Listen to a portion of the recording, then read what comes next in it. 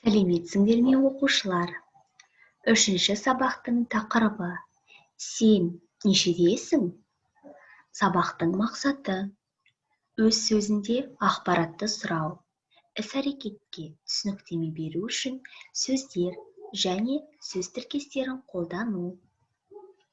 Тыңда, қайтала, оқы. Бірінші. Әсел, Әлібек нешеде? Әлібек 8-де. Анна, Саша 7-де ме?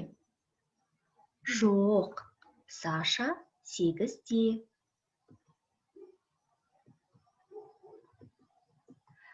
Тыңдалым тапсырмасы бойынша дескрипторға назар аударайық.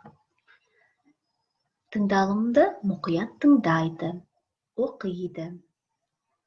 Әр сөйлемді қайталап айтады. Әр дұрыс айтылған, анық айтылған сөйлемге бір балдан беріледі. Екінші тапсырма айтылым тапсырмасы 11-ші бетте орналасқан. Балалардың жасы нешеде? Айтамыз. Мынау қандай сан? 8. Әлібек 8-де.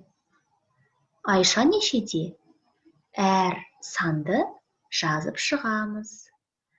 Осы жерде тұрған балаларды өзіміз атаймыз. Мысалы, Әлібек, Айша, Саша және Даша. Төртеуі нешеде екенін жазамыз. Айтылым тапсырмасына байланысты дескриптор суреттерге мұқият қарайды, сандарды қайталайды. Әр дұрыс сурет бойынша айтқан сөздерге бір балдан беріледі. Сабақ аяқталды. Сау болыңдар балалар.